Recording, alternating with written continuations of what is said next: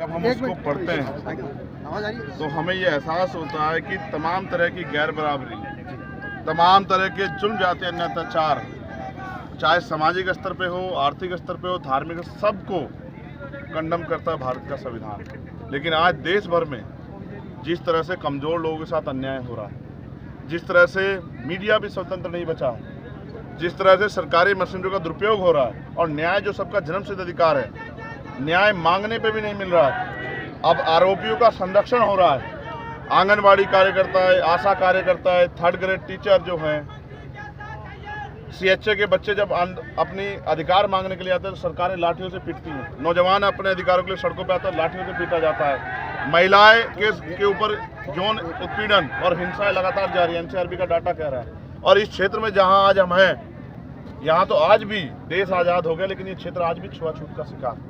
आज भी यहाँ गैर बराबरी होती है, आज भी यहाँ मूछें रखने पे, घोड़ी पे बैठने पे, मटकी छूने पे हत्याएं होती हैं।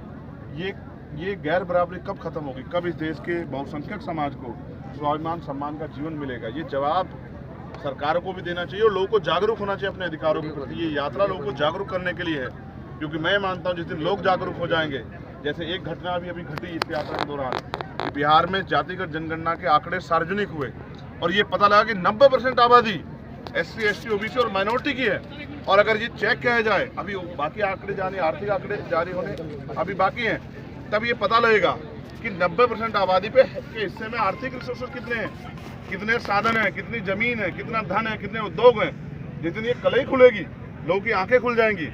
बहुत लंबे समय से हमें आपस में लड़ाया गया ये कह के कि आपके अधिकार ये छीन रहे हैं, आपके अधिकार इन्होंने खा लिए हैं। आज लोगों को सच पता लग रहा है कि जिनकी 90% आबादी थी, जागरूकता की तो कमी है कि 90% लोग वोट होने के बावजूद भी अपना राज नहीं स्थापित कर पा रहे हैं। और जब तक राजनीतिक शक्ति कमजोरों के हाथ में नहीं जाएगी, किसानों के हाथ में नहीं जाएगी, मजदूरों के हाथ में नहीं जाएगी, आदिवासियों के हाथ में नहीं जाएगी, दलितों के हाथ में नहीं जाएगी, मुसलमानों के हाथ में, तब तक परिवर्तन नहीं हो सकता। जिस परिवर्तन के हम लोग देश के शहीदों ने सपने देखे थे कि ऐसा भारत जहाँ जाति धर्म के नाम पर गैर बराबरी ना हो, कोई अन्याय ना हो, महिलाओं का शोषण ना हो, रोटी कपड़ा मकान की दिक्कत ना हो। आज भी यहाँ पीने के लिए साफ पानी नहीं है।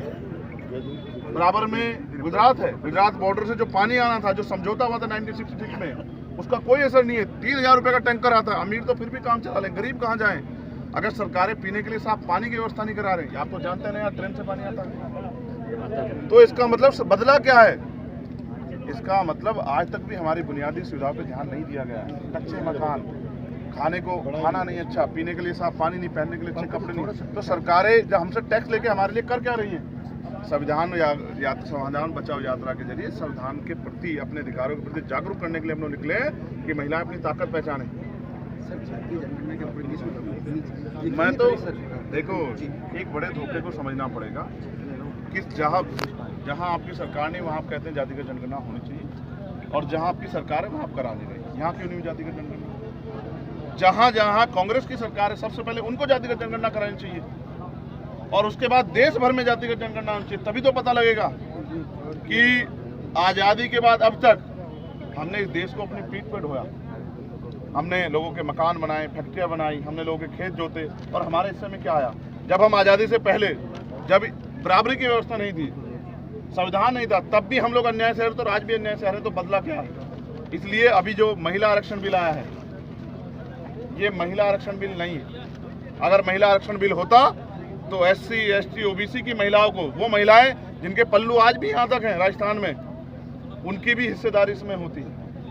ये SC, ST, OBC और माइनॉरिटी की महिलाओं को दरकिनार करके, क्योंकि आरक्षण जो है, प्रतिनिधित्व जो है, वो कोई गरीबी उन्मूलन कार्यक्रम नहीं है, वो हिस्सेदारी का मामला है।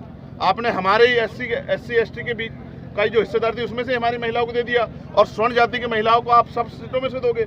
ये जो लूट चल रही है ना, ये संविधान की हत्या है। इस हत्या को हम लोग नहीं होने देंगे। इसलिए अगर वास्तविकता में महिलाओं के लिए, हम तो चाहते हैं 50% मिले महिलाओं को हिस्सेदारी, उनकी आबादी 50% है, लेकिन उस 50% में SC, ST, OBC और माइनॉरिटी की महिलाओं को उनकी संख्या के आधार पर हिस्सेदारी मिलनी चाहिए। और हम तो ये कहते हैं, सिर्फ विधायिका की लोकसभा और विधानसभा में क्यों, राज्यसभा में भी, विधान परिषद में भी, सब जगह पे महिलाओं को हिस्सेदारी मिले, महिला सशक्त हो, महिला सुरक्षित हो, जो कि सरकारें नहीं कर पा रही। आज छोटे छोटे बच्चों के रेप होते हैं, हत्या होती है, क्या कर रही है सरकारें? अगर सरकार लोगों को न्याय भी नहीं दिला पा रही, उनकी जीवन रक्षा नहीं कर पाए तो टैक्स इस बात का ले रही है। और सरकार इस तरह का दिखावा करती है कि जैसे वो कोई योजना चला के अपनी जेब से कुछ दे रही हो। ये सारी योजनाएं जनता के टैक्स के पैसे चल रही है, कोई घर से नहीं ला रहा है पैसा। तो सरकारें लोक कल्याणकारी समिति हैं कि लोगों की मदद करें, और वो जो पैसा जो तिजोरी है सरकार की वो जनता के टैक्स के पैसे आई है। ना मुख्यमंत्री लाए ना प्रधानमंत्री लाए कहीं से, लेकिन अड़ंगा अड़ा रहे हैं, जन सुविधाएं लोगों तक ना पहुंचे। सर अगली बार जो पालिका दौरा था आपका, तब आपने ये बताया था कि दोनों सरकारें जो है बीजेपी और कांग्रेस हमेशा एक बार आती रहती है, इसी वजह से ये खेल इसी बार खत्म होने वाला है। इस बार जनता आजाद समाज पार्टी के समर्थन में, कल आप देखते कितना बड़ा हजूम था, और आज यहाँ देखिए आप कि टेंट छोटा पड़ गया। कल इतना बड़ा हजूम था भोपालगढ़ में, और उसके बाद हिनमाल में, जालौर में ऐसा सैलाब, और रात को 8 घंटे इंतजार करने के बाद लाखों की संख्या में लोग थे। और ये जो लोग आ रहे हैं, इनको हम लोग पैसा नहीं देते, ना कोई खाना देते, ना सुख सुविधा, अपने पैसे से लोग आते हैं, 8-8 घंटे इंतजार करते हैं, क्योंकि आप उनमें परिवर्तन के बयार हैं और वो चाहते हैं बदलाव हो और आजाद समाज पार्टी ताकतवर हो, तो जनता के हितों के लिए राजनीति हो। अभी तो जनता से राजनीति हो रही है। चंद्रशेखर जी ने कहा कि जनता बदलाव चाहती है।